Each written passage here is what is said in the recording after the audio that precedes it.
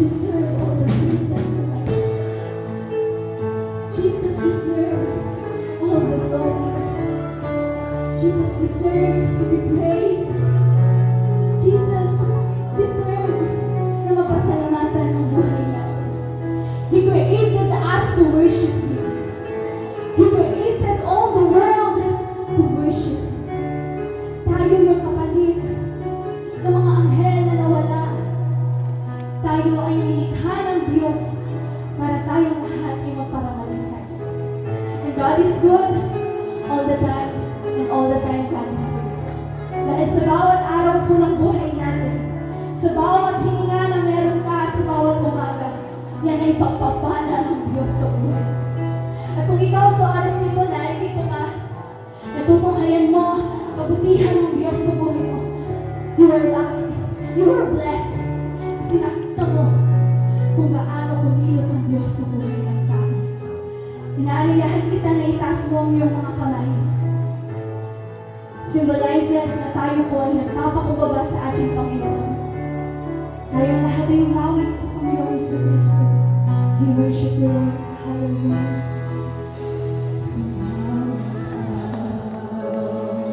Bawat sandali, puso ko'y iyong tinatawagan. Tinuwid ang mga mali ko, iligtas ako. Tungkol sa bawat tawag mo, lumapit sa'yo. Sa bawat araw, Panginoon, yes, oh Jesus. Bawat sandali, puso ko'y iyong tinatawagan. Tinuwid ang mga mali ko, niligtas ako. Tungkol sa bawat hawak mo, lumapit sa'yo.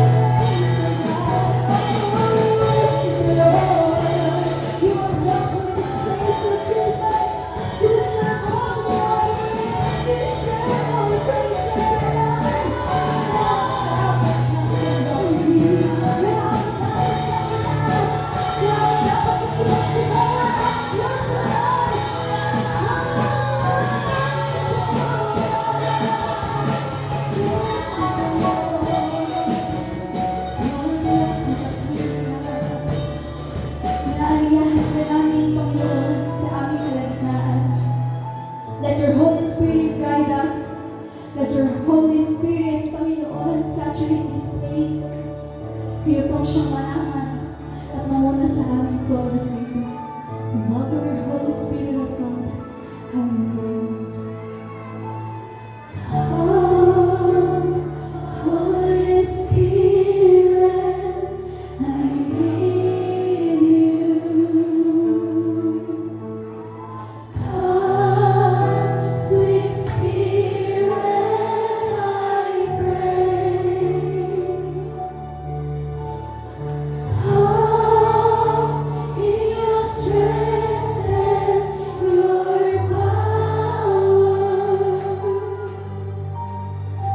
Come in your own gentle way, Holy Spirit. Come, Holy Spirit, I need you. Come, sweet Spirit, I pray. Come in your strength and your power.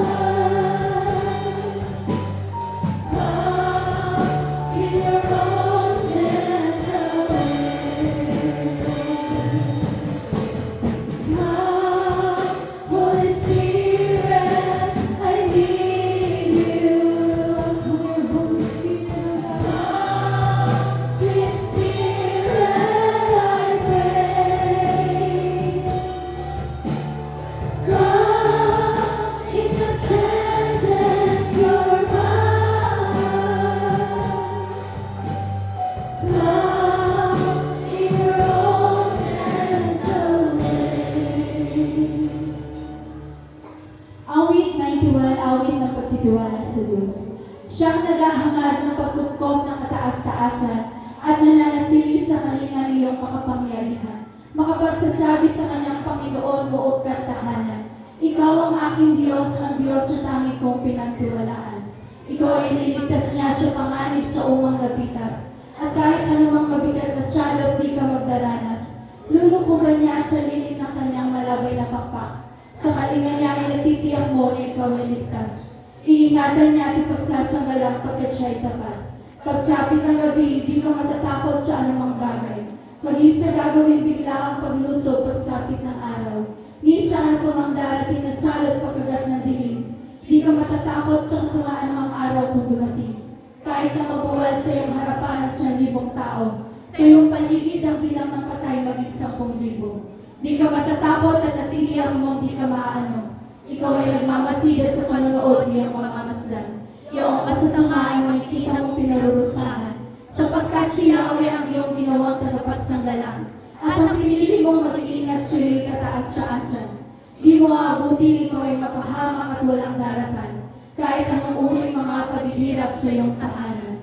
Susugurin niya ang maraming anghel silang susubaybay.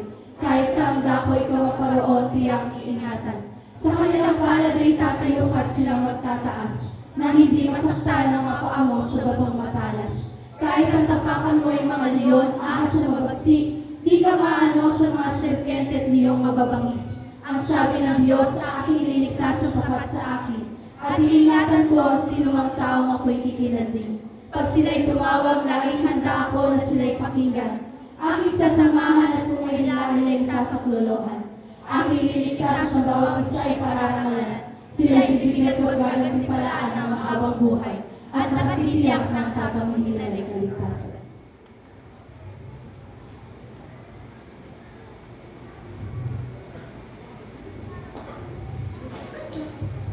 Praise the Lord.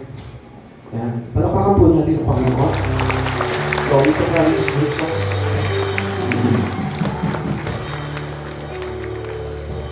Mari po, bago tayo magsimula, nais po muna na magpatingin po tayo sa presensya ng Panginoon. Ibuhos po natin yung pagpapala sa bawat isa para sa ganun po, yung kagalakan ay magumapaw sa puso po natin. Habang tayo po ay nagdiriwang ng ikasyam na anibersaryo ng kabutihan at pagpapala ng Diyos sa buhay po ng mga kapatid natin dito sa Jacob. Yan, sige po tayo po lahat ay magpatingan sa Panginoon. Patingin po natin yung bawat isa sa kagalakan. Hallelujah, praise God.